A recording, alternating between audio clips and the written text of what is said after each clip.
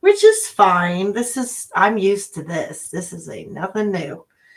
Um, this is how it's been from the beginning. YouTube took away 3 channels, boom, boom, boom, right off the bat. And then they started striking me and striking me and striking me. And so, you know what? YouTube is a cesspool. It's it's not really what it used to be for a lot of us. And you have to be really careful. But Rumble is got a lot of more educational, I'd say, for news and videos. YouTube is great when you want to learn how to change a flat tire or change your printer ink or something like that. But you got to really be careful in the meta world.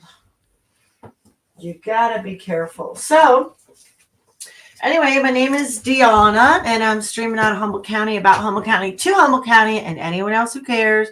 And we're going through this Constitution study. And whoops, I almost just flipped my whole microphone. I tucked my binder under it, and yep. We are on session and principle 17, which is on checks and balances.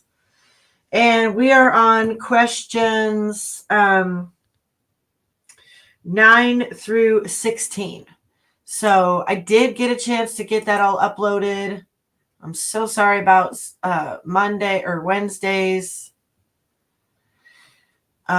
stream, and my, I had a page missing. It's always like that, It's always like that. Well, no, it's not always like that. I'm saying it's not always like that. So usually I try to have all this stuff together. But once in a while I make a mistake because I'm not an AI. Okay, so go to standuphumble.news. I'll take you there. And then we're going to look at the Constitution tab. There's a lot of things for you, for all of us on the Constitution tab. Hello, my beautiful friend. I almost called you today, but my phone was at 3%. I'm like, well, and I can't really talk a lot in the Monday, Wednesday, Friday before I do this stream. I do spend probably a good 2 hours on this prep work. It takes me a long time to get these.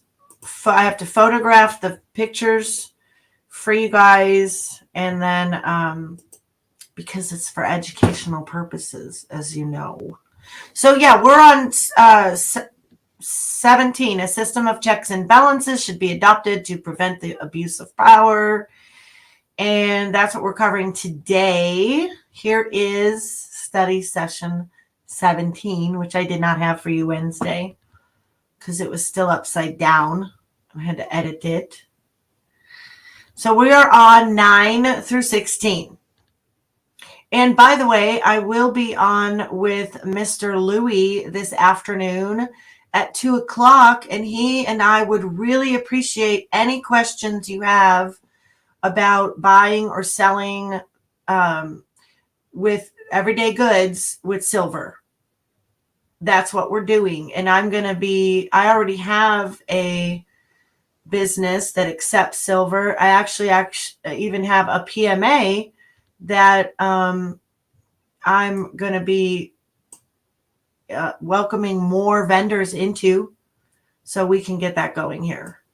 There was a big movement in Petrolia. Well, there was one guy that was printing coin out there, and they did have the patrol, or the patrol is what it was called.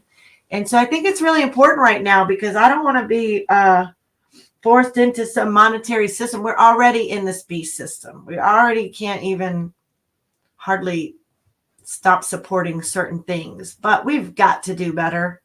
I can do better. You can do better. But first we have to want to do better, right? We have to want to do better. So I'm really happy there's people here that want to learn. I'm so excited that you guys are here and learning. So let me get started right now. We are on number 9. Number 9. The most exciting question. We should all know this one. On what day was the Constitution signed? Where did it go then? Well, let's see. We'll keep one page up for questions and one page up with the answer pages. The answer pages are pretty easy. September 17th, 1787. The Constitution was signed and sent along with a cover letter from George Washington to the members of Congress. And they were sent after that. So this is what's astonishing. The results of the effort were heartening. After only 8 days of hearings, the Congress approved the Constitution without making any changes and sent it to the states. Hallelujah! Hallelujah! You know. Okay, let's see. Number 10. What was the initial public reaction to the Constitution? Did this reaction surprise members of the Constitutional Convention? Not really. It says here, it is interesting that the members of the Constitutional Convention did not seem too surprised by the initial wave of hostility. And let's go back here to the beginning and say why. The people were beginning to scrutinize it themselves. The moment copies of the new charter were made public, the Pennsylvania Packet threw out all other news stories and published the entire Constitution under the headline, "We the People of the United States." The initial reaction was a general state of alarm. The public had been led to accept a few simple amendments to the Articles of Confederation. Instead, they were being asked to ratify a completely new three-headed monstrosity, the like of which the world had never seen in modern times. And then we're going to get into the next question here about Mason. Well, I guess he comes up. Oh, yeah, wait, I'll see.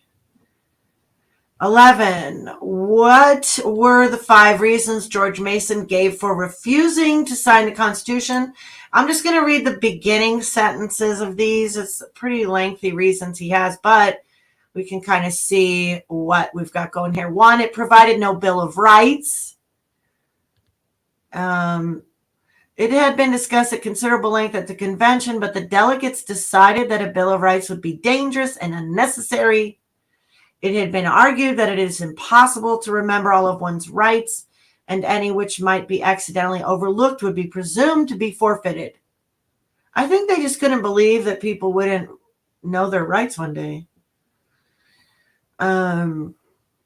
Furthermore, since the new government would be one of limited power and restricted to specifically enumerated subjects, there was no need to provide a Bill of Rights to cover activities over which the new national government would have no power to act.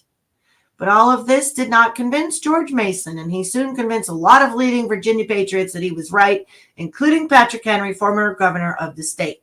2, George Mason also felt that the office of president was too powerful and might easily develop into a dictatorship with power to abuse the people. 3, he also thought the office of vice president was superfluous, a completely unnecessary expense. This was a new office which the people had never had any experience in. George Mason thought it was an exercise in extravagant futility. Of course, you need a backup guy, you know. 4, it also worried George Mason there was no specific provision for a cabinet or council to guide the president in making decisions. The Constitution did provide that the president could require written reports from the heads of departments, but this was insufficient to satisfy George Mason. As time would demonstrate, there was a definite need for such a council, and it came into existence as the cabinet from sheer necessity, even though there was no specific provision for it in the Constitution. Lastly, George Mason also saw the federal courts as a very real threat to the independence and integrity of the state courts. He anticipated the encroachment of the stronger national system on the prerogatives of the individual states' judiciaries. Here again, his concerns were verified by the passing of time. Jefferson denounced these threatening encroachment during his latter days. Blah, blah, blah, blah. Okay, so that about answers that. Number 12. What important things were accomplished in the state ratifying conventions? Show me, show me, show me. I guess they used to show more. sometimes to see the rest of it. The ratification conventions. Look at what I underlined here. I'm going to read this whole thing. Do we want to read this whole thing? I don't know. The furious debate. I want to pause there for just a second. You know what's interesting to me about this study and where we're at today is when you take just a few seconds to ponder the furious debates, what that instilled, what that looked like. All those fighters fighting out these laws, standing up for what's right. They left all that drama out. Isn't that interesting? And now, what do people focus on YouTube more than anything else? It's a place of drama. There's no time for it. Our days are limited. They're evil. They're corrupted. It's our job, Isaiah 1:17, rebuke the oppressor. You do not get an out. None of us get an out. We have a duty and an obligation to stand up to preserve what people died for. And people are focusing on the wrong things. You're focusing on the furious debates. They didn't care to really give us every little drama they went through. But we get it, don't we? We sure do understand. The furious debates which erupted during the ratification conventions accomplished several important things. And I believe ours will too. First of all, the Constitution's many unique features created such a climate of controversy that thousands felt compelled to study it who might never have done so otherwise. The convention debates revealed that the delegates elected by the people were well versed in its contents and came prepared to stoutly argue either for or against it. You are either for the law or you're against the law. You're either for what's right and true or you're fakery. Furthermore, the debates brought out a number of weaknesses that the original writers of the Constitution had overlooked. A few of the weaknesses a little further down. What Franklin had said was he was willing to take on a few of the weaknesses so the nation could get on with the business of sound general government and work out the minor deficiencies later. This plea had gotten the document through the original convention in Philadelphia, but the antagonists would not let it pass at the ratification convention. Maybe we're antagonists.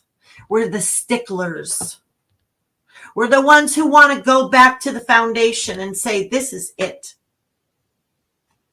People died for this. They're still putting their lives on the line for this. Government, self-governing experiment, which is failing because people are still worshiping things that are not godly or helping us. What you spend your time on, your money on, what you have your kids involved in. I don't want to start dogging on things, but man, if you haven't realized how much things are satanic in the last 3 years, you are not paying attention. I wonder how many of those mindless satanic observances and worships, I wonder what kind of monkey wrenches they bring into people's lives that they don't even realize because they think the stuff is harmless. In all likelihood, it's just like Rome and the Colosseums. Watching people bash their heads in. The highest number of children trafficked is at the Super Bowl. Baseball is all numbers are always 6 and 9s. And I don't believe any of it anymore. I never worshipped them, but I sure did enjoy following the Cubs and their 100-year curse, you know? Keep everybody believing in curses for 100 years. It's hard to believe the stuff anymore that they, meaning media, Hollywood, actors, your local politicians, they're all fakers. Fakers like your faker friends on YouTube, too. Your fakeries. Come on, people. The furious debates. I just got stuck on that. I'm like, yeah, let's have some furious debates, at least for the kids. So when they look back and go, well, what were you doing when they were doing all this stuff? Well, I was posting memes like a son of a bitch. Well, good for you. Good for you. The weakness is us. That's the sad thing. The weakness is us. They knew this would happen, but they almost made it required. Citizenship duty. Part of me wishes they would have.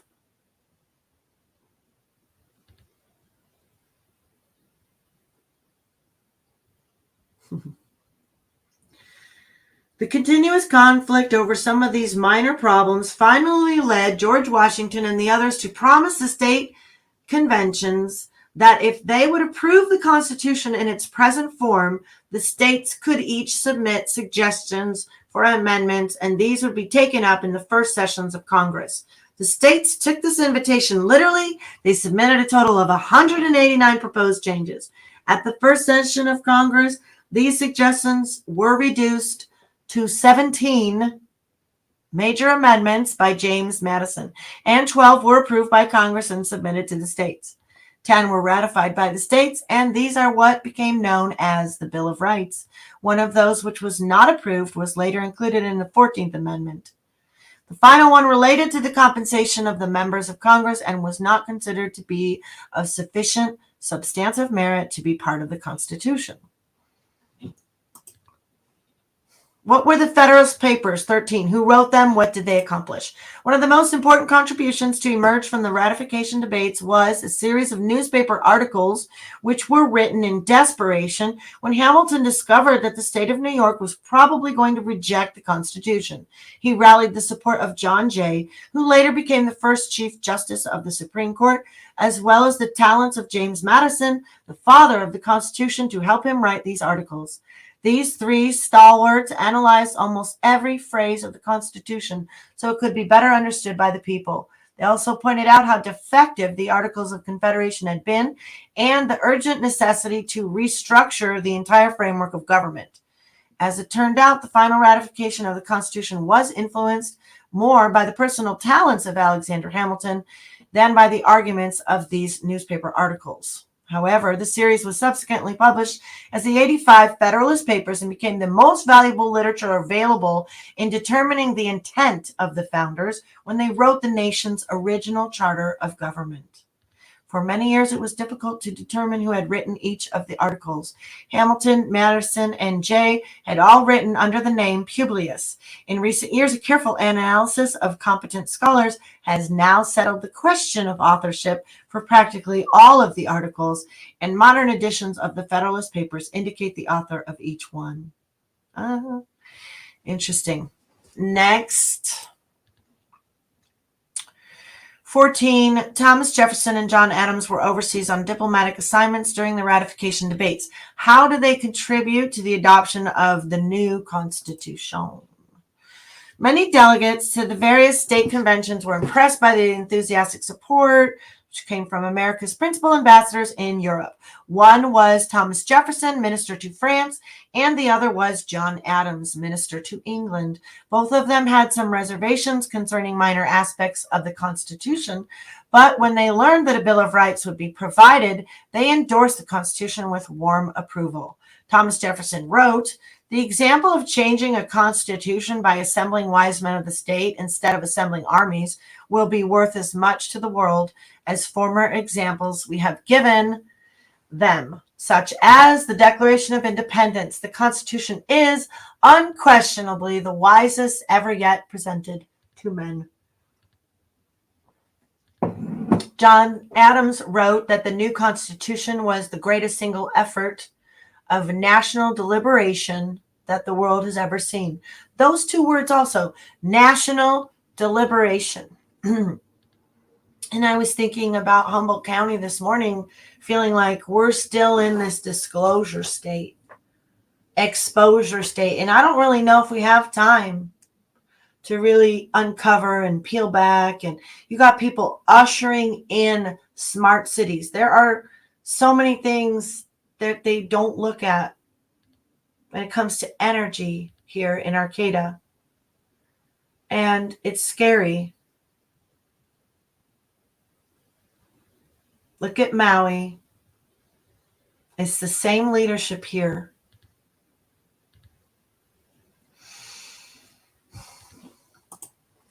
Humboldt County is in between Paradise and Santa Rosa, in case you didn't know. 15. Which state was the first to ratify the Constitution? Which state was the ninth, and why was this important? Which state was last?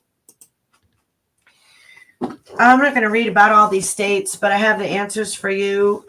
Pennsylvania had hoped to be the first, but Delaware come in and adopted the Constitution by a unanimous vote of approval on December 6th. So September, October, November, December, 4 months later. Pennsylvania came 4 days later and approved the Constitution on December 12th. The last one was Massachusetts. It was looking like they were going to reject it, but Sam Adams and John Hancock finally got around to supporting it. The vote of approval narrowly succeeded with a final tally. Massachusetts would have been left out of the Union. One of them almost didn't get in by one vote. Let's see which one that was. 5 votes. New Hampshire. Virginia ratified with 5 votes. New York had one of the most bitter battles. I thought one of them was by 1 vote.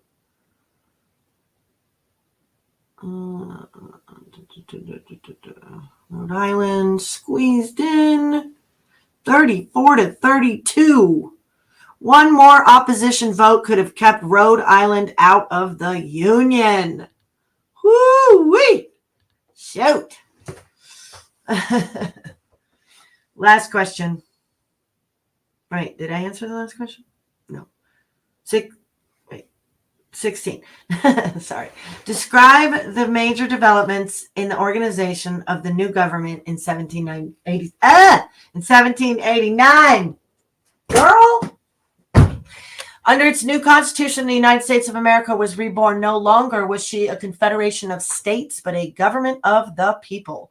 Presidential electors were chosen by each of the states on January 7, 1789, some selected by state legislatures, some by the people themselves. This was all done before the 12th Amendment, of course, so each elector voted for 2 persons. It was provided in the original Constitution that the person who received the most votes would be the president, and the one receiving the next highest number of votes would be the vice president. It is important to appreciate that there were no political parties. Repeat, it is important to appreciate that there were no political parties, and therefore everyone anticipated there would be many candidates for these offices, at least a favorite son from each state. Congress now needed to be organized so the electoral votes could be officially counted. The House of Representatives convened April 1st, 1789, with 59 elected representatives present. The Senate was organized on April 6, 1789, and a joint session of both houses convened on that same date to see who would be president. The results came as no surprise. George Washington was elected unanimously as president. John Adams came in next and was the vice president. And then it starts to, and here's another important part. On April 15th, the Gazette or Annals of Congress began its publication. Today it is called the Congressional Record. We did learn about that. So it's kind of cool. Things are tying together. On April 30th, George Washington was inaugurated in the Senate chamber of the Federal Hall in New York City. His estate was still suffering severely from the ravages of the Revolutionary War in his own 8-year absence. He therefore had to borrow money to attend his own inaugural. And then we get into who was elected. There's a couple notable ones here. Hamilton was appointed as the Secretary of the Treasury. Knox as Secretary of War. Supreme Court system was set up September 24th of that year, 1787. Very shortly after, or no, wait, was that 1788 now? Because we're in the next year. 89. We're in 89. Sorry. I'm learning, you know. 3 federal court of appeals were set up in each state. 2 days later, John Jay was appointed Chief Justice of the United States Supreme Court. And there's some more. We've got Thomas Jefferson, Secretary of State. Randolph, I don't really know Edmund Randolph as much, but he was appointed the Attorney General of the United States. It will be recalled he refused to sign the Constitution because it had no Bill of Rights. However, when he was assured that one would be added, he fought vigorously for ratification by Virginia. Stand-up guy, that Edmund Randolph. President Washington created the United States Army on September 29, 1789. However, he was allowed to enroll only 1,000 soldiers. The Congress was taking no chance on a large standing army in peacetime. We have already referred to the 189 suggested amendments, which were sent by the states at ratification. Then they're going to go on into, I thought we were done because I think we're going on to, no, we're still reading. Okay. Blah, blah, blah, blah, blah. At this point, the American ship of state was fully launched. Would it survive? Would it prosper? Oh, yeah, it'll prosper. Don't worry about that. It'll certainly prosper. Would it occupy a steady position on step 7 so it could prepare to make step 7? I don't know why I said it that way. Step 7 so it could prepare to make the ultimate leap to step 8. The founders were enthusiastic and optimistic.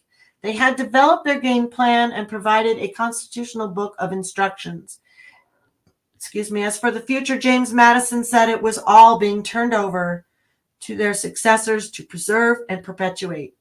That is your job, America. Preserve and perpetuate.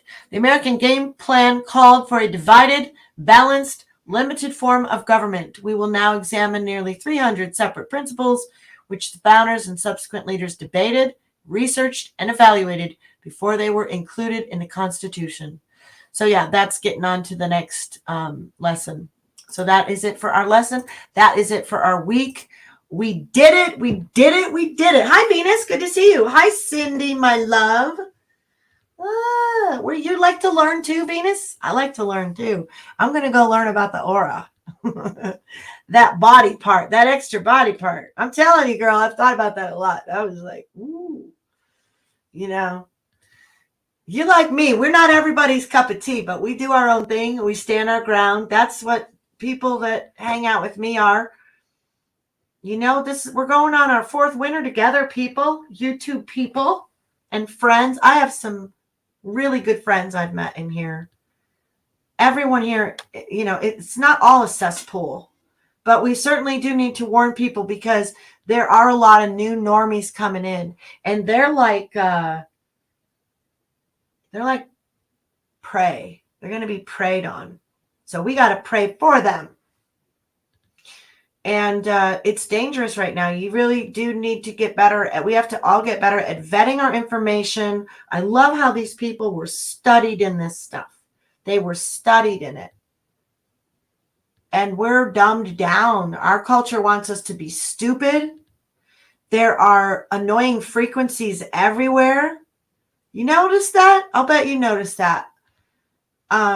In stores, there's just different kind of setups where there's like these annoying lights that are just like, it's just weird. It's just weird. You look around and you call it out and you're the antagonistic. Well, that's okay. I'm okay with it. After today's study, cool. Thank you for being an antagonistic, stand-up person who is willing to learn and who doesn't care what the masses think. The masses follow the asses. President T is speaking in Anaheim in 20 minutes, California GOP, small but packed venue.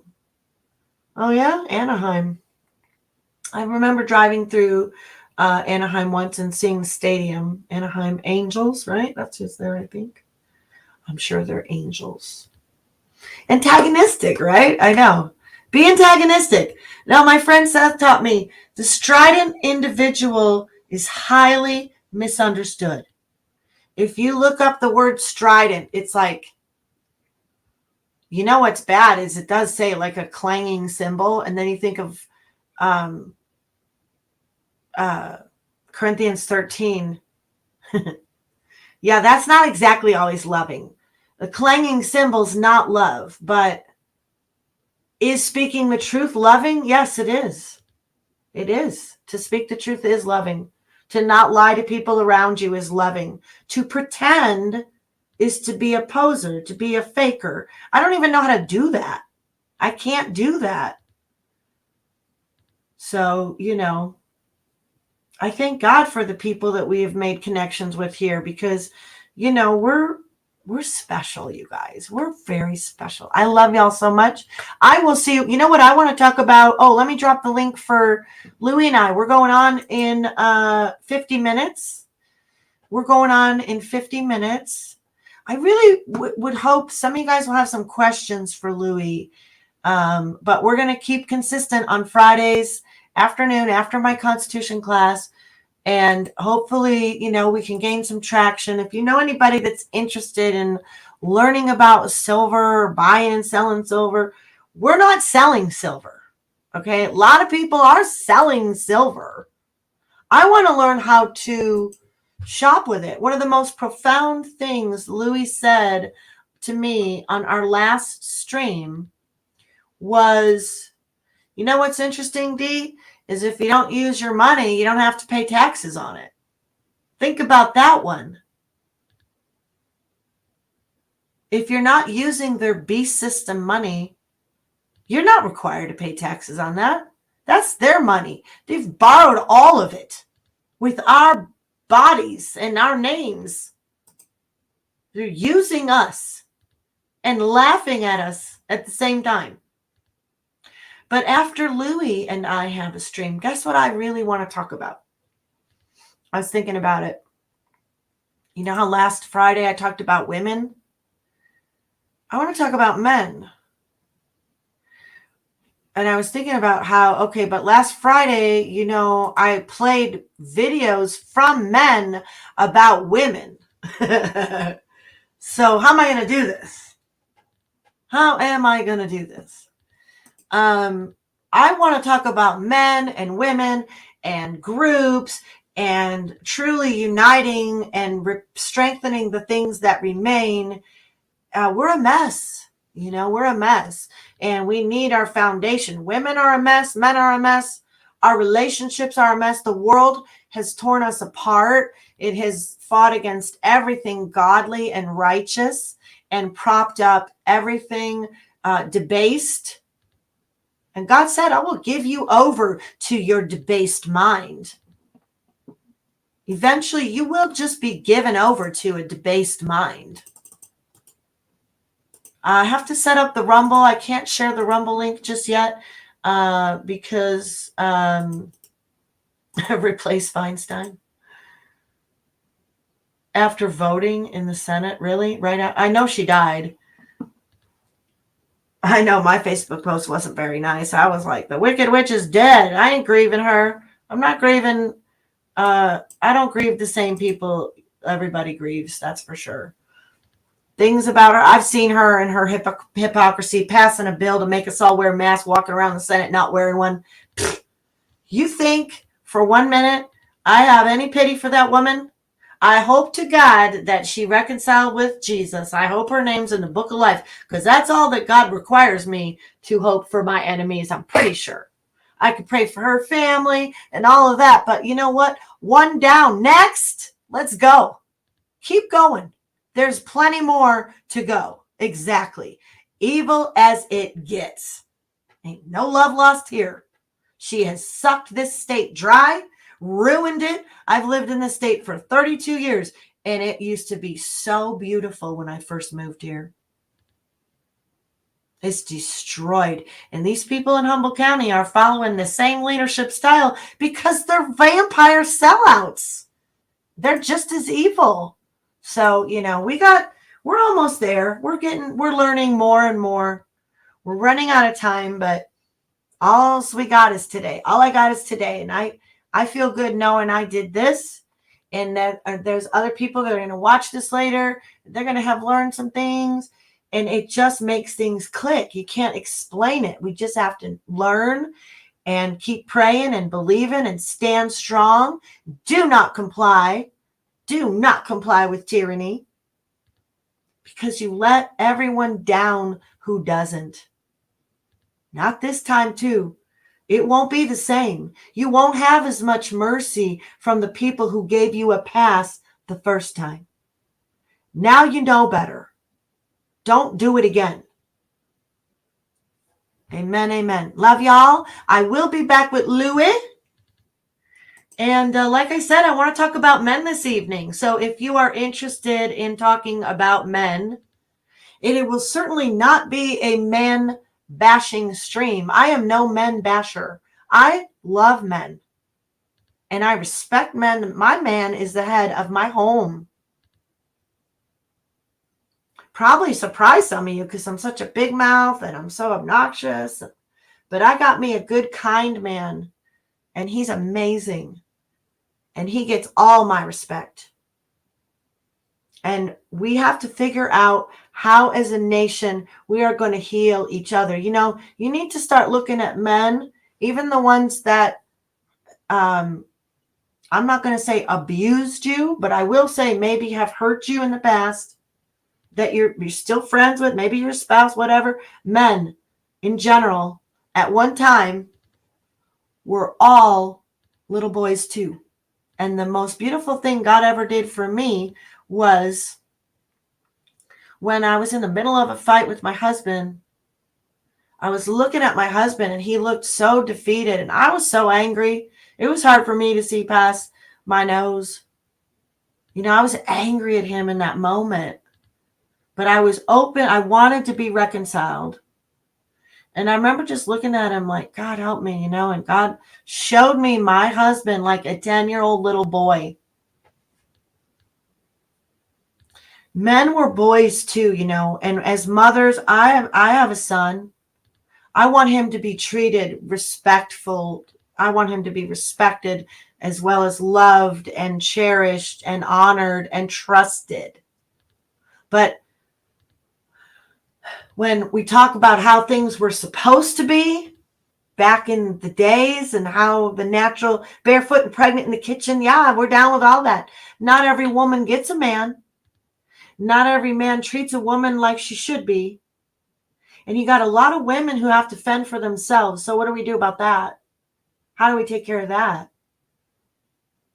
It's time to heal. It's time to lift each other up. Our men need us to, we can't give them their balls back. I mean, they've been demasculated in this country. You wonder why they're so pissed off? They've been treated like trash. We don't need them. I need my man. I need men. Okay. I love men. I need men. I want to support men. So, tonight, I think that's what I want to talk about. It'd be so fun if I could get my man to get on stream with me, but he's not shy, but he's just, one of these days I'm going to get him to, one of these days he's in his own, he's got all his own YouTube people that he's got groups and stuff that he talks with in his different interests. And, we've been together 32 years. He's my best friend and I'm his best friend. And, neither one of us are perfect, but I think that we've given each other a lot of grace, and those who've been able to do that, you got to share now. You got to share. How do you do that?